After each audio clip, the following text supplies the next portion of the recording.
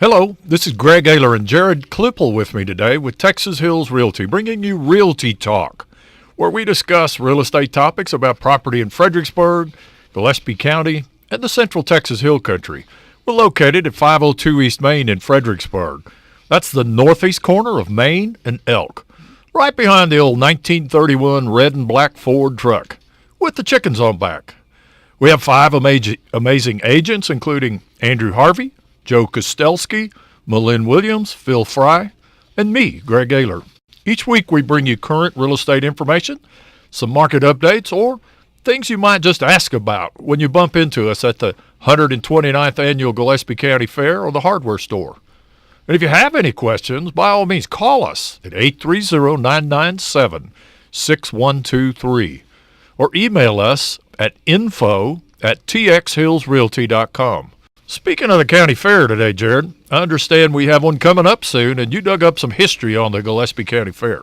Yes, Greg. This fair is one of the few things older than you and old Adolf put together. This year's fair will be the 129th annual fair, and it started in 1881. The location moved around some. From the first one where what is Fort Martin Scott is located, the second was located where Turner Hall is, and the third is where HEB and the ball fields are located, or the old fairgrounds. And then the current location has been there since 1976. It is the oldest continual county fair in Texas. Well, I know it's a lot of fun, and they help a lot with area youth with scholarship money. Some 577 youth received over $300,000 in scholarship money. The fairs have been a big help to the youth, but they are fun as well. It kicks off with the fair parade starting at 10 a.m. on Friday, August the 25th. This is probably the largest parade of the year for Gillespie County and the Central Texas Hill Country community, and folks have a lot of fun participating. Those watching need to come early and find some shade because it's going to be a hot one.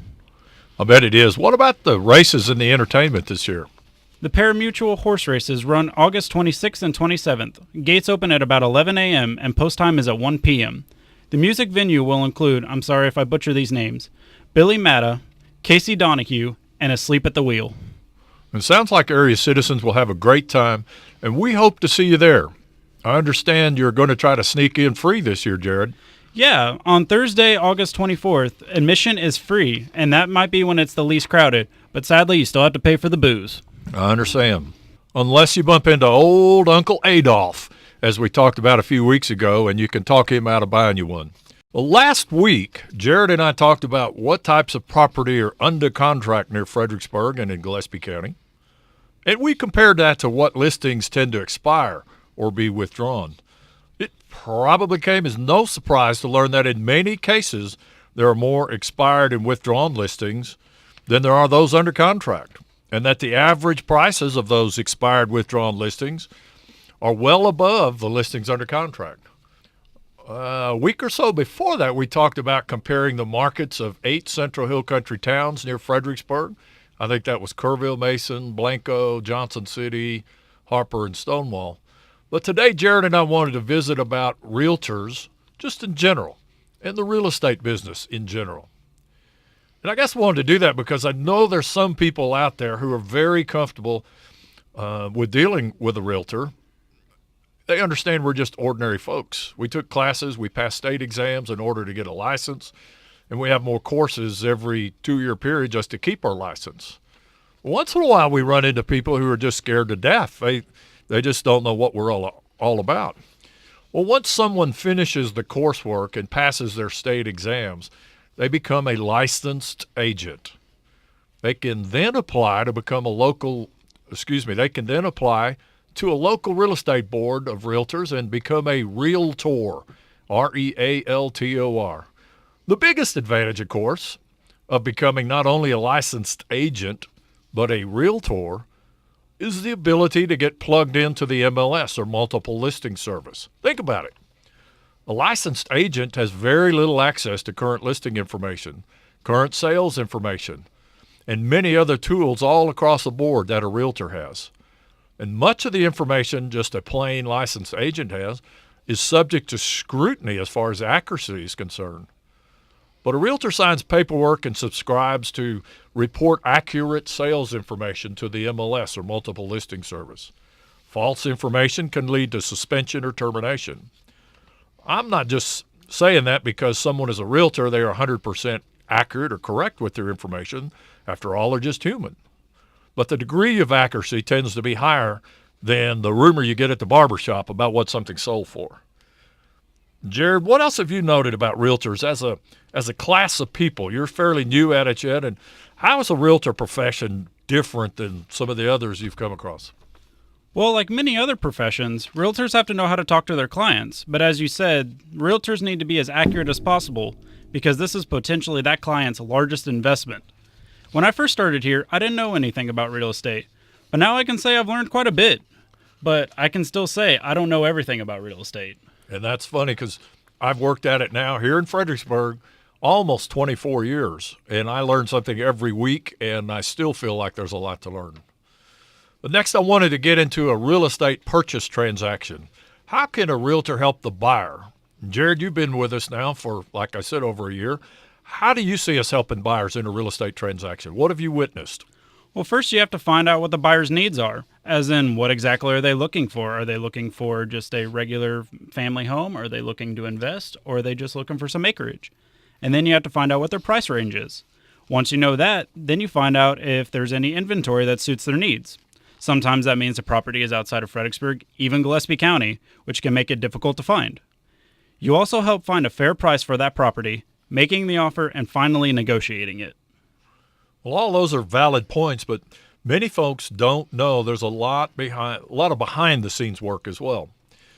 Once an agreement is reached and the contract is escrowed, typically at a local title company, realtors are generally involved in helping get the inspections and the due diligence work kicked off. You might call them the quarterback at getting that work done. Most buyers have the home inspected for structural and mechanical soundness. They also have it inspected for termites or other wood-destroying insects. And problems with any of these could cost thousands of dollars that many buyers are not prepared to pay after putting all their hard-earned money into just buying the home. Inspections have to be coordinated and arranged. For land purchases, there may be a different type of due diligence work, perhaps soil testing, determination of restrictions, ability to locate wells and septic tanks within the boundaries and setback requirements, zoning issues, boundary line issues, easement and access issues, oak wilt or other vegetation issues.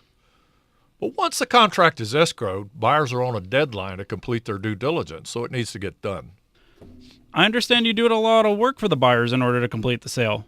I have seen you work on other things as well, such as location of the utilities and providing contact information for those utility providers, such as water well drillers, septic installers, builders, architects, etc. Now, Greg, a thought just came to mind. Doesn't the seller usually pay the commissions? So all the work is generally paid for by the listing agent? Yes, Jared, in most cases, when there's a sale, the commissions are paid to the listing agent, and that listing agent splits it with a buyer's agent. So the buyer doesn't necessarily have to come out of pocket to pay the commissions. He can, but normally that's a seller expense. Now, the other things you were talking about, the services like inspections and so forth, usually a buyer will pay for those. In cases of surveys and things like that, is generally split. It could be the buyer, could be the seller. It's just a lot of times a negotiated expense. But commissions aren't always paid by the seller. It could come out of a buyer as well. And I've had people hire me before to represent them to purchase a certain property or a certain type of property. They want specifics. Sometimes they want secrecy. They don't want the world to know who they are. And so we've worked with both individuals and we've worked with corporations, and they pay direct when it's not available directly from a seller. Sometimes a seller doesn't have his property for sale, and I need to go knock on the door and see if they'd be willing to sell. And in cases like that, generally the buyers will pay me direct instead of a seller splitting the commission. The point is, though, that this type of arrangement can only happen with agreements between the buyer and the realtor. A realtor can't come up with a surprise gotcha at the end and say, okay, I'm holding my hand out and you owe me some money. They need to let you know what the payment arrangements are, and then you'll sign an agreement with them. So you don't have to be scared when you approach a realtor and go talk to them. You decide what sort of services you want, and you agree on how the realtor will be compensated. Now, on the selling side, realtors working as a listing agent have quite a bit of paperwork to do, especially on the front end. They sign what is called a listing agreement with an owner to sell his property. It spells out the price and the time and under what conditions he'll sell and what all is included in the sale. A realtor then puts this information on a form and posts it on the MLS, or multiple listing service. Jared, tell me you know what the MLS is. I'm pretty sure you got me working on it enough by now to where I can put a good definition together. The MLS is a collection of information put in standard format to facilitate the distribution of property information and photographs to all the members of the MLS. Locally, that would be perhaps 300 people. In addition, the MLS can distribute the same information to national and international real estate web portals, so it becomes available to the world essentially. As some listeners may know, we get all of our stats from the MLS. You know, and you mentioned 300 people, Jared. That's the locals that can do it. There's actually other realtors out there who have a reciprocal agreement with them, and 300 is correct for local, but it can go out to almost 1,000 people immediately, or at least 1,000 have direct access to it. And a real advantage of the MLS is that when a property status changes, i.e., we're talking active, you could buy it. We're talking now it went under contract, so you can't just walk up, or it's sold, or it's withdrawn. So when that status changes, realtors are on a deadline to update the MLS. So the information you get is pretty well kept up to date. Quality can vary from realtor to realtor and from real estate board to real estate board. But overall, it's still the best, most accurate source of real estate information to rely on. But wait, if people can get the information from other web portals, why should a licensed agent join the board? Don't get me wrong, Jared. There's some good real estate web portals out there, but we find an extremely high percentage of out-of-date, incorrect information posted. The MLS is often the more accurate source of information. I couldn't tell you how many calls I get where someone's calling on a certain property and that property was sold 2, 3, 4 months ago. Now, to summarize our topic today, realtors are just everyday folks out there to help you with your buying and selling of real estate. Most people don't realize how much there really is involved in the behind-the-scenes work in order to buy or sell. Having someone familiar with the details and with that process can be a tremendous advantage, especially for people not educated or trained or experienced in that line of work. And from what I learned with this last year working with 5 amazing agents, you don't have to be afraid to talk to a realtor. They are ordinary folks who can help you with major issues and details in real estate transactions. They aren't people looking to just grab your wallet and run. Agents want to help you with your real estate transactions. Hey, Jared, thanks for looking up for the information, especially on the fair. And y'all, if you have a chance, be sure and go to the Gillespie County Fair coming up soon. We just had some new listings hit the market this week, and we expect some of them to sell very quickly, especially a home for less than $200,000 and one for about $325,000 that's going to be hitting any day now. Check our website for details on our existing listings, or we can look up information on any of the other listings in the Central Hill Country MLS system as well. We do our best to locate properties to suit your individual needs, and we usually know where to go to in order to get more details to help you make a good, solid decision. Visit one of our agents, Malin Williams, Joe Kostelski, Phil Fry, Andrew Harvey, or me, Greg Ayler. The consultation is free, and at Texas Hills Realty in Fredericksburg, we can help you with the good, straightforward, and objective information you need to help make a decision, buying or selling. Texas Hills Realty folks have been performers in Fredericksburg and the Central Hill Country for almost 23 years, so we know the ropes.